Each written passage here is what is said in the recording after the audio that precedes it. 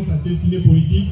Vous savez, il fut un moment, ça fait beaucoup de temps, où il n'y avait pas de parole, il n'a rien dit, malgré tout ce qu'il y a eu comme soubresauts, il n'a rien dit, il ne s'est même pas prononcé sur certains sujets, et les gens se posaient la question, que devient la destinée politique de Jean-Marc Kabound, l'honorable?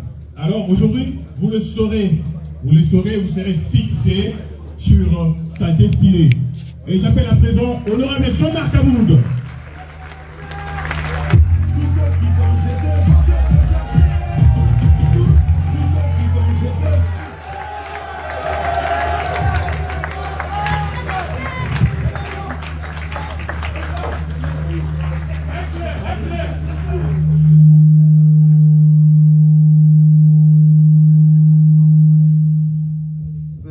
Chaud, papa.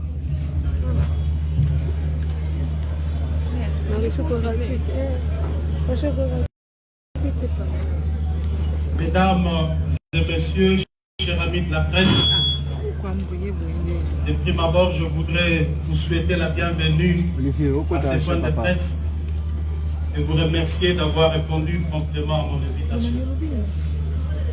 Chers chevaliers de micro et de la plume, après un si long moment de silence et de méditation, à la suite d'une série de turbulences émaillées d'actes de sabotage, d'humiliation, d'ingratitude et même de calomnie subis en début de cette année, j'ai décidé ce jour de vous convier en vue d'annoncer à l'opinion tant nationale qu'internationale que j'ai initié une formation politique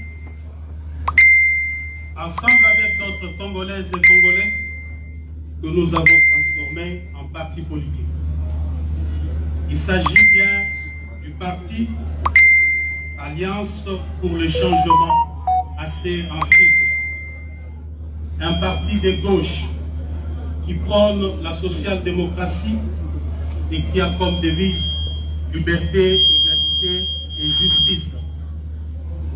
Le parti AC fera sans nul doute l'opposition au régime Félix Tshisekedi. Et pourquoi nous le ferons? C'est exactement pour deux raisons. Premièrement, d'une part, nous avons constaté l'absence d'une vision claire et d'un leadership convaincant dans le chef du président Félix Tshisekedi, et d'autre part, l'incompétence notoire. Deuxièmement,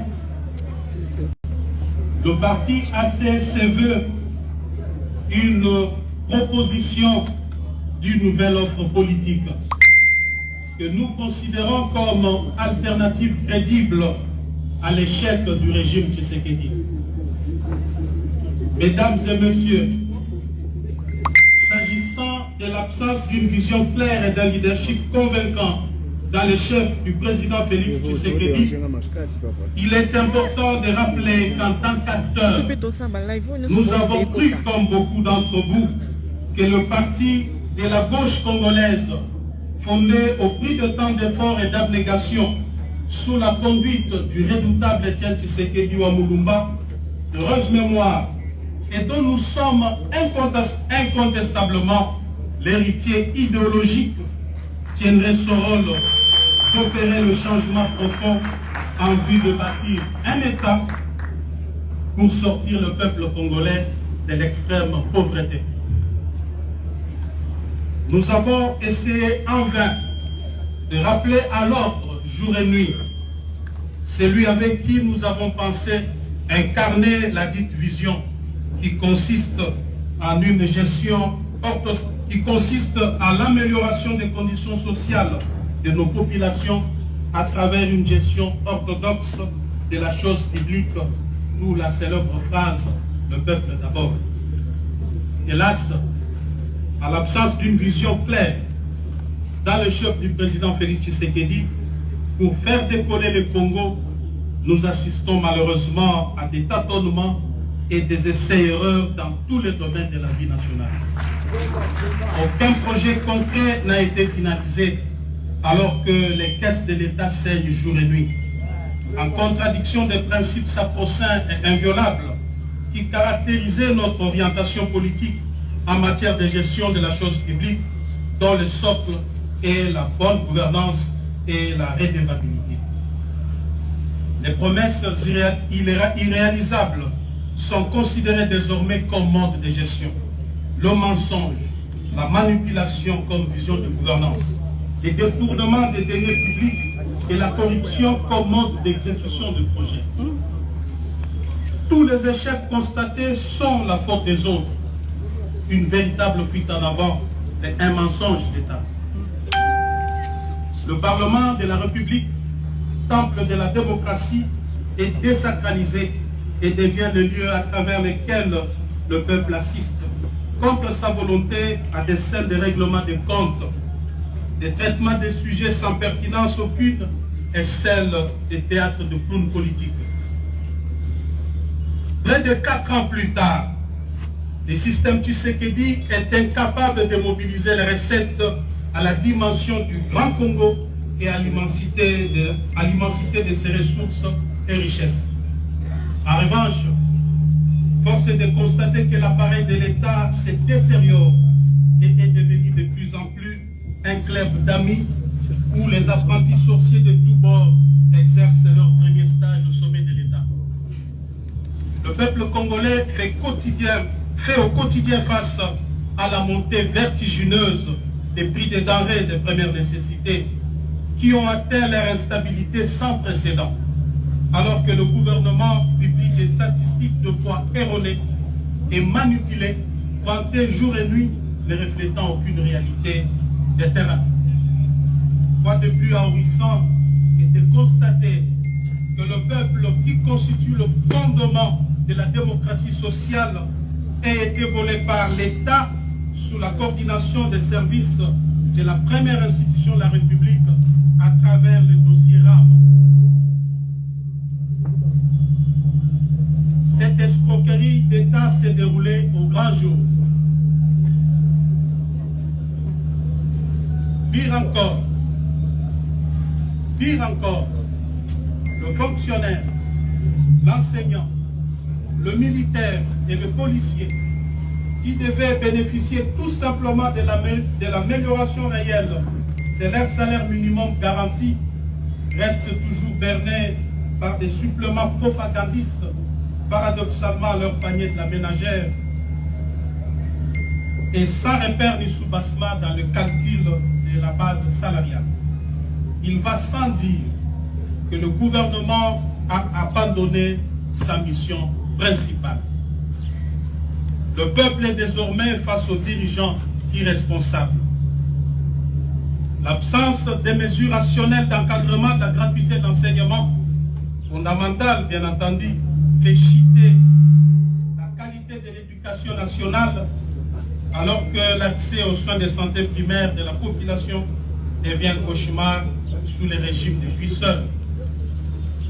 Mesdames et messieurs, nous avons à son temps demandé la réduction du train de vie des animateurs des institutions.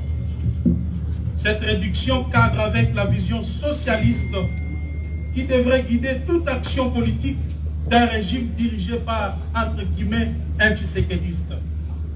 Mais hélas, on a vu par contre la mise en place d'un système corrompu de kamikazes en enrichissement illicite, pillage et détournement des deniers publics. L'absence du leadership politique responsable au sommet de l'État a exposé le pays à une diplomatie de complexe et de complaisance sans anticipation aucune. Des multiples voyages diplomatiques n'ont réussi à convaincre aucun chef d'État et de gouvernement en faveur des différentes causes de notre pays. La situation d'insécurité à l'est du pays, dont les ennemis sont connus et que nous avions eu l'occasion de dénoncer les dangereux rapprochements en son temps, est la preuve éloquente que les déficits du leadership et des capacités à prendre des décisions fermes et courageuses en interne et vis-à-vis de ceux qui nous menacent pour apporter le soulagement à nos populations de l'Est tant meurtries et démontrées. Les désastres qui prévoient actuellement dans la partie est de notre pays, plus principalement dans la province du Nord Kivu et de l'Ituri, relèvent de la responsabilité première du chef de l'État et de son gouvernement. Il ici de rappeler que les dirigeants actuels n'ont entrepris aucune réforme de notre système de défense et de sécurité. Pire encore, les militaires et les policiers vivent dans des conditions exécrables.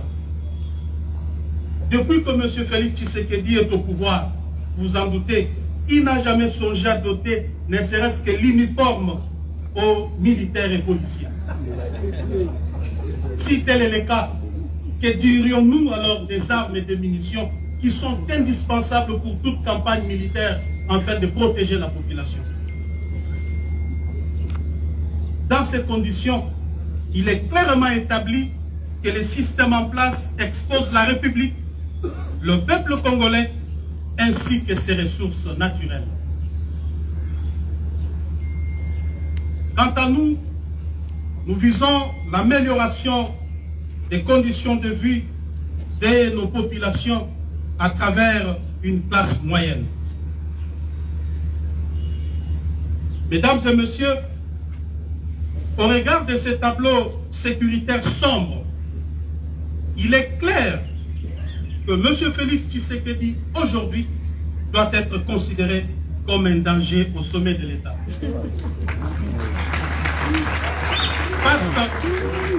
Face à ces chaos de gestion et des situations de non-État, une nouvelle offre politique s'impose à tout point de vue.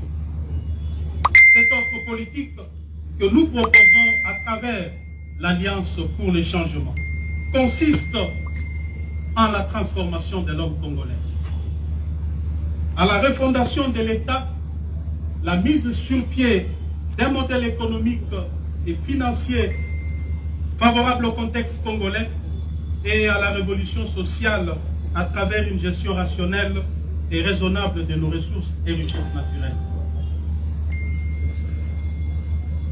L'Alliance pour le changement vise l'amélioration des conditions de vie des populations congolaises à travers la création d'une classe moyenne. En cela, elle se veut le champion de la pratique de l'équité, de la justice et du droit, de la protection et la sécurité sociale, ainsi que de la quête permanente du bonheur partagé, en réalisant un équilibre intelligent entre l'État, le patronat et les salariés, en mettant en œuvre des mécanismes nouveaux de redistribution équitable des richesses du pays et de contrôle des finances publiques, tout en luttant contre la corruption, l'impunité, le tribalisme, les trafics d'influence, le clientélisme, le népotisme et le laxisme payant dans la gestion de la chose publique. Nous disons bref, les antivaleurs qui caractérisent le système Tshisekedi actuellement. Nous envisageons donc imposer demain l'ordre et la discipline dans ce pays.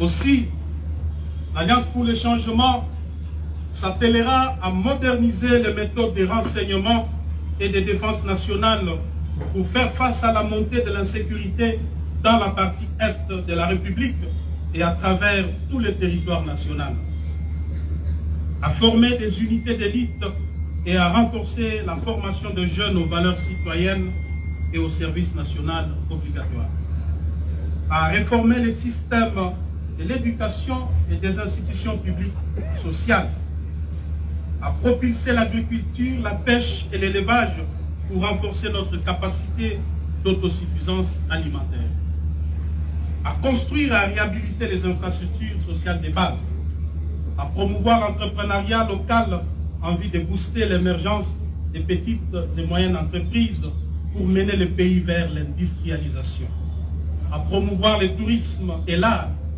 à engager une diplomatie pragmatique de puissance et d'action, à réformer radicalement la justice et l'administration publique. Mesdames et messieurs, voilà en gros en quoi consiste notre vision. Néanmoins, nous sommes tenus de vous informer que jusqu'ici, le régime en place ne nous a pas encore délivré l'arrêté d'enregistrement pour nous permettre de fonctionner, alors que nous avons introduit la demande d'enregistrement de notre formation politique depuis le 14 juin 2022 au cabinet du vice-premier ministre, ministre de l'Intérieur. Il faut souligner qu'après examen du dossier, ces services l'ont déclaré conforme à la loi numéro 04/002 du 15 mars 2004 portant organisation et fonctionnement des partis politiques, et c'est depuis le 15 juin 2022, date à laquelle le récépissé de conformité nous a été délivré par les 10 services. Sur ces refus d'enregistrer notre parti, nous avons décidé de fonctionner désormais conformément aux dispositions pertinentes de l'article 14 de la loi sus-évoquée. Je cite: si à l'expiration du délai de 30 jours, ouvrable après les dépôts, le ministre est en défaut de décider, le parti politique est considéré comme enregistré. Le ministre est tenu de lui délivrer un arrêté d'enregistrement dans les délais de 15 jours. À défaut, le récépissé du dépôt tient lieu d'enregistrement. Fin de citation. À ce jour, nous sommes le 18 juillet 2022, soit 34 jours après le dépôt du dossier. Le parti est donc d'office fonctionnel au regard de la loi sus-évoquée. Mesdames et messieurs de la presse, l'organisation des élections périodiques, démocratiques, libres et transparentes est un gage d'une véritable démocratie, car elle respire avec des élections périodiques. En ma qualité de sociodémocrate, combattant de la liberté pour l'instauration d'un État véritablement démocratique, je suis déçu de vous annoncer à travers ce point de presse que le régime Tshisekedi a décidé de mettre en péril la périodicité, la sincérité et la transparence des élections en préparant les glissements ainsi qu'en orchestrant une fraude massive aux prochaines échéances électorales. Le plan consiste en la création de plusieurs partis politiques mallettes dans l'entourage du président Félix Tshisekedi par les membres de sa famille et de ses amis, avec espoir de se voir distribuer des sièges à l'Assemblée nationale et dans des assemblées provinciales. Ces plans funestes, dont se vante avec fierté et assurance d'ores et déjà les précités, visent à s'attribuer par des mécanismes frauduleux, vous vous en doutez, 300 sièges à la Chambre basse et laisser 200 pour les autres formations politiques. J'avais eu le courage en son temps de m'en prendre vertement à certains dans l'entourage du président Félix Tshisekedi pour dénoncer ces plans qui ne cadrent ni avec la vision, ni avec l'idéal pour lequel nous nous étions bâtis près de 4 décennies. J'avais également discuté plusieurs fois avec le président Félix Tshisekedi quant à ces plans, tout en lui rappelant l'épisode noir du carton jaune du 19 décembre 2016. Marche organisée par feu le docteur Etienne Tshisekedi afin d'exiger la tenue des élections dans les délais constitutionnels où Félix Tshisekedi et moi-même étions dans la rue. Ces jours-là, nous avions assisté à un carnage où plusieurs jeunes avaient péri la vie et le soir du même jour, le siège de l'UDPS avait été plastiqué et 7 personnes y périrent calcinées. Cet épisode sombre de notre histoire commune traduisait non seulement notre engagement à l'instauration d'un État véritablement démocratique, fondé sur les valeurs qui sous-tendent toute société moderne, mais aussi le caractère cosmogonique de notre combat au regard du nombre de victimes enregistrées dans nos rangs, que nous considérons à juste titre comme des martyrs de la démocratie. Et j'avais dit au président Tshisekedi qu'elle n'est pas organisé des élections libres, démocratiques et transparentes dans les délais constitutionnels, en dépit du bilan largement négatif, trahirait notre idéal de combat, détruirait les mythes d'Étienne Tshisekedi et cacherait sur la mémoire de nos martyrs. Eu égard à tout ce qui précède, mes chers amis, vous allez constater avec moi que les divergences de vues et persistantes étaient des tailles entre moi et le président Félix Tshisekedi. C'est comme ça qu'en ces jours, devant vous, je lance un appel au peuple congolais, à tous ceux qui avaient cru dans le combat d'Étienne Tshisekedi, de se mobiliser pour barrer la route à ces régimes, des irresponsables jouisseurs qui se définissent comme antithèse du Tshisekedisme. Ne pas les faire à pour risque de pérenniser la souffrance et le maintien de la République dans le sous-développement avec péril de plonger le pays dans une guerre civile inutile. M. Tshisekedi doit désormais savoir que cette manœuvre ne passera pas. Et je m'engage personnellement à affronter aux côtés du peuple cette machination. Parce que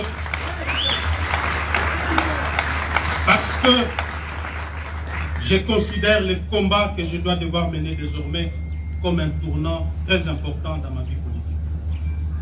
Mesdames et messieurs, comme vous le savez, nous avons aussi assisté à la reprise petit à petit des tares de dictature de triste mémoire.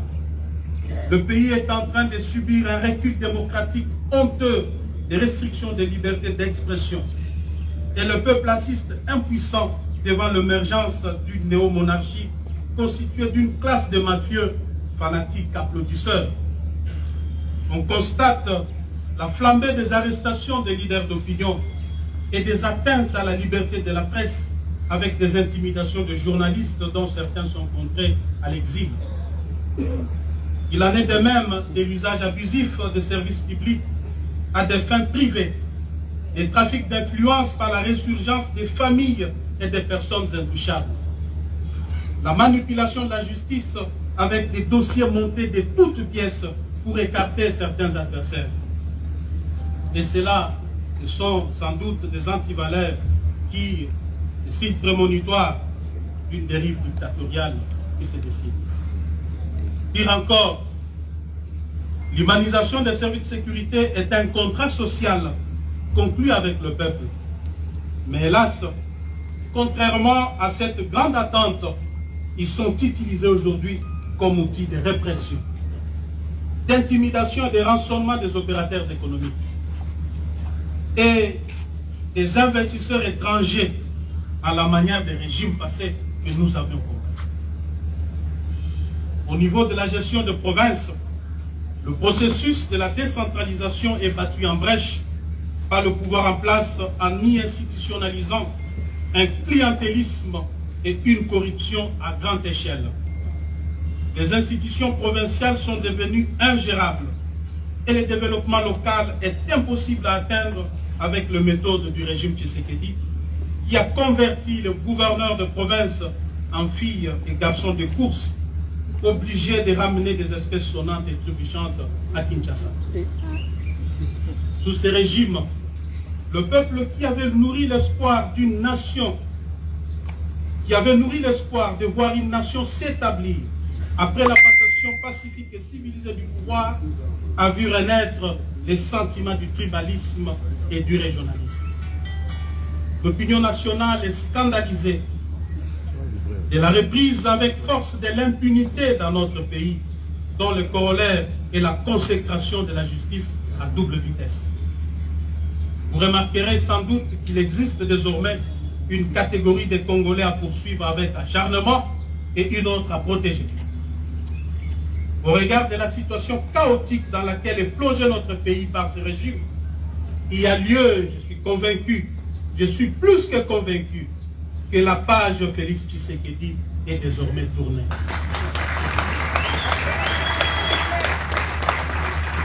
Quant à nous, notre responsabilité première sera celle de mobiliser le peuple souverain en vue de mettre fin à cette prédation qui s'est installée dans les institutions du pays. Il est temps de sauver le bateau Congo avant qu'il ne chavire complètement avec son commandant de bord qui les fait naviguer sans boussole ni repère.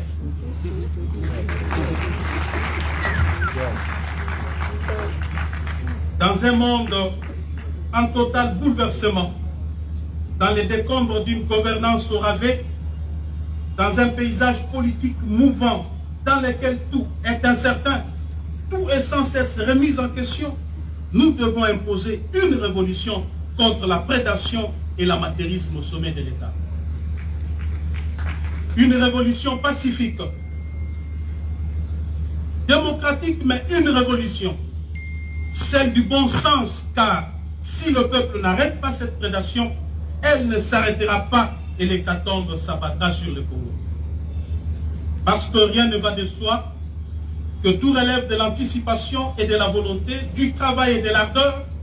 L'avenir n'est pas ce qui va arriver, mais ce que nous allons faire ensemble. Pour terminer, nous voudrions préciser que nous ne réglons des comptes à personne, que nous ne comptons mener une guerre à personne. Nous ne réglons que des problèmes de la RDC pour laquelle nous sommes désormais résolument engagés. J'ai saisi d'ailleurs cette occasion pour remercier de tout cœur ceux qui m'ont soutenu pendant le moment des tumultes et d'agressions injustes que j'ai subis. Toutefois, je dois leur rassurer que de tous ces événements, rien ne m'a ébranlé. En revanche, je les ai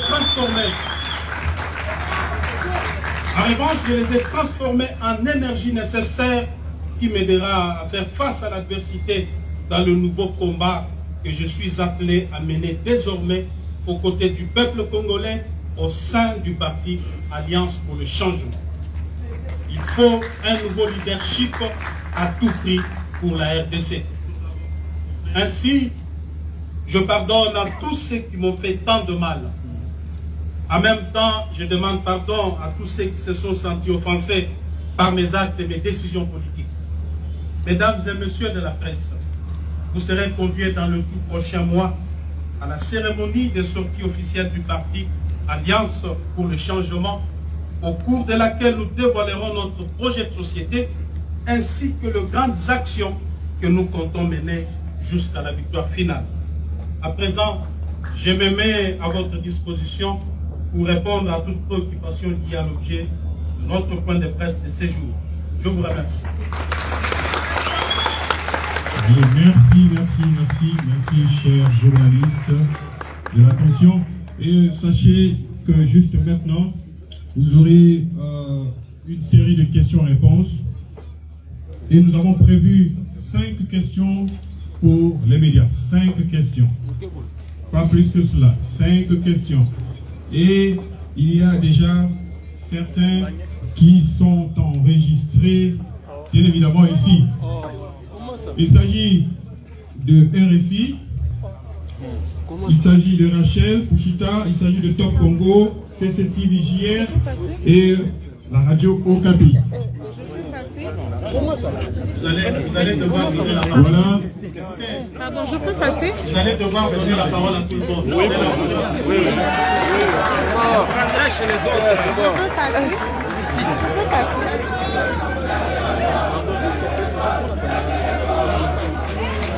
D'accord, c'est pris en compte. Alors, tous ceux qui veulent intervenir, il va falloir que vous vous enregistrez.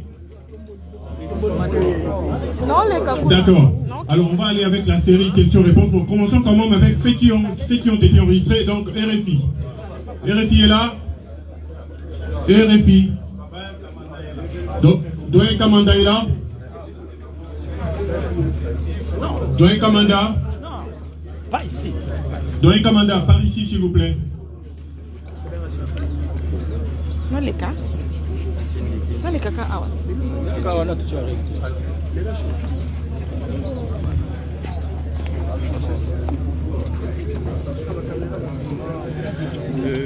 Ça va.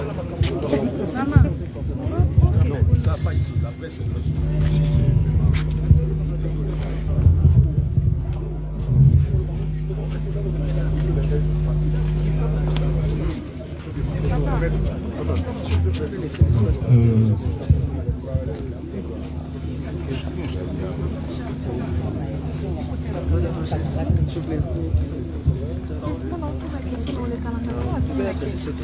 Honorable Jean-Marc Kaboum, nous vous découvrons aujourd'hui chef de parti, que vous avez déjà été, même à titre régional. Et aujourd'hui, c'est dit clairement que entre